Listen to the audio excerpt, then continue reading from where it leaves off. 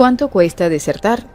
Luego de 7 meses de haberse pronunciado en contra del régimen, se le comienzan a ver las costuras al grupo de militares desertores del oficialismo. Al parecer, la convicción que los llevó a tomar esa decisión hoy parece haberse disipado con el tiempo, tras enfrentarse a la realidad de las necesidades básicas. Tal vez muchos tomaron la decisión de cruzar la frontera sin saber que no todo sería una historia de heroísmo y de gloria, por lo menos no por ahora. Y ante la presión por conseguir el sustento diario, los militares desertores protestaron en Cúcuta exigiendo los pagos prometidos. Y es que la oposición venezolana les ofreció una ayuda monetaria a los militares desertores que cruzaron la frontera de Venezuela a Colombia en el mes de enero del año 2019. A cambio de su apoyo les prometieron una ayuda de 250.000 pesos colombianos por 3 meses, pero hasta ahora han recibido un solo pago. Es por ello que cerca de 100 militares de la Guardia Nacional de Venezuela que desertaron hacia Colombia manifestaron ante la sede de gestión de riesgos en la ciudad de Cúcuta, exigiendo el pago de 250.000 pesos que se le prometieron. Así lo informó el portal colombiano laopinión.com. Nos vinimos a gestión del riesgo porque nos dijeron que acá nos daban un carnet para retirar el segundo pago y nadie nos dice nada. A nosotros nos prometieron las ayudas después de apoyar a Juan Guaidó. Así aseguró Alfredo Gavilanes, uno de los soldados desertores.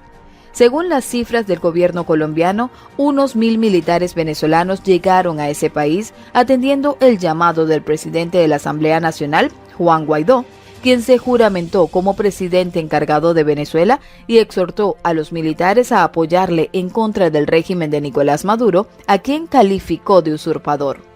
Pero luego de 7 meses la situación se les ha tornado complicada. Dejaron su trabajo, su familia y su hogar para unirse a un movimiento opositor para derrocar al gobierno de Nicolás Maduro y apoyar al líder Juan Guaidó, quien les hizo el llamado en enero de retirarse. Según cifras oficiales, cerca de 1.000 militares desertaron tras el llamado de Juan Guaidó, respaldado por los gobiernos de Estados Unidos y Colombia, en un evento que atrajo la atención del mundo cuando cruzaron la frontera por el puente internacional Simón Bolívar. Ya pasaron 7 meses desde el día que desertaron y ahora se sienten solos en un país que nunca habían pisado.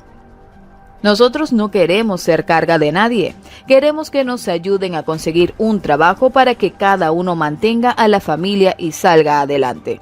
Así lo dijo Hernán Coronado, quien vive en Río Hacha y viajó a Cúcuta en busca de esa ayuda. Felipe Muñoz, gerente de frontera de la Presidencia de la República, aseguró que Colombia ha hecho todos los esfuerzos para atender de manera humanitaria a los militares. Hay 612 grupos familiares y a la fecha solo 471 reclamaron la primera ayuda y el beneficio de arriendo. Ellos se tienen que presentar, como dice la norma y como se les explicó, a Migración Colombia para renovar el permiso y de esa manera poder saber dónde están geográficamente y así tener el segundo pago. Hemos trabajado con todo el esfuerzo con Migración Colombia, con la Unidad de Gestión de Riesgos y Cancillería para cumplir con el proceso. No éramos los responsables nosotros, pero asumimos como gobierno de Colombia con este proceso para poderles cumplir. Así lo aseguró Muñoz.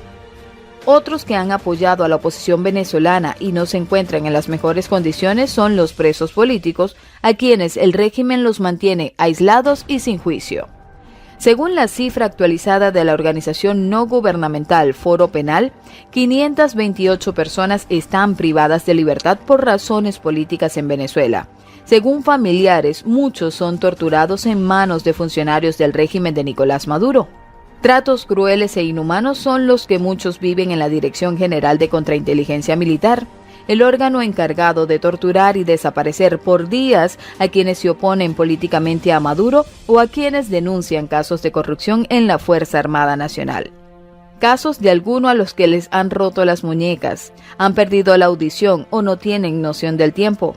El patrón de las detenciones políticas en Venezuela se ha dado en muchas ocasiones sin orden judicial, con desapariciones por días y presentación en tribunales a destiempo.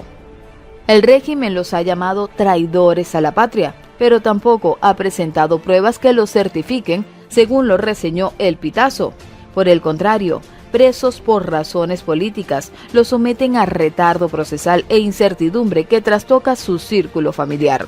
Según Foro Penal, de los 528 presos políticos, 483 son hombres. Y es que la represión es la única arma que le queda al régimen de Nicolás Maduro. Alfredo Romero aseguró durante una entrevista a El Independiente que las personas nunca llegan a ver lo peor en Venezuela. Romero, que lleva 18 años lidiando con el horror en Venezuela, exige que se haga justicia en el país.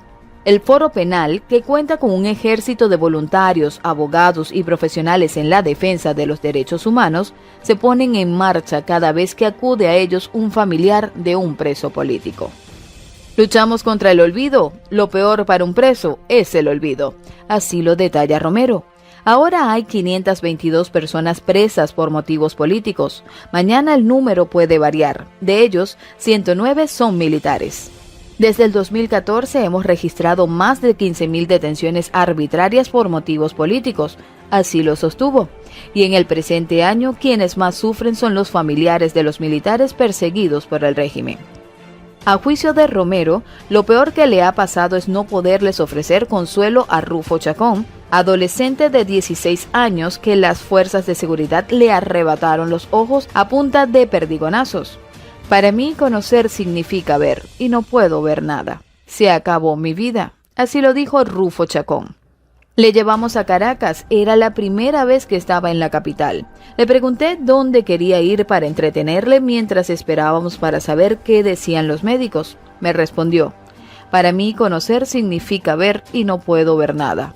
Evoca Romero, quien confiesa que se siente impotente ante la desgracia del joven. ¿Cómo vamos a ayudar a Rufo? Agrega, la madre de Rufo, Adriana, ya dijo que su niño se quería morir al conocer su desgracia. Se me acabó la vida, repetía. Jamás el régimen dejará de reprimir. Es su herramienta más efectiva, su capital. Lo usa como mecanismo de control político. Puede debilitarse económicamente o militarmente, pero nunca se debilitarán las unidades represivas, así lo detalló Romero. Romero recordó que el primer caso de tortura por motivos políticos llegó al Foro Penal el 18 de febrero del 2014.